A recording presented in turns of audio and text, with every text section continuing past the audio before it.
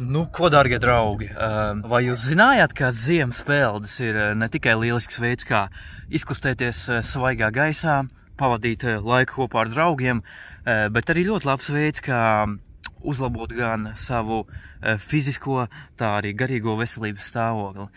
Ziemas peldes ļoti labi ietekmē jūsu nervu sistēmu, uzlabo jūsu vitalitāti un kopumā kopējo asinsrites stāvokli, tāpat arī spiedienu un ļoti daudz vadošās funkcijas organismā. Šodien ir 2024. gadā 1. oktobrs, ir iestājusies jaunā ziemas peldēšanas sezona. Tieši tāpēc vēlos novēlēt visiem ziemas peldētājiem izturību un labi pavadīt laiku. Jo veselā miesā vesels gars. Čau!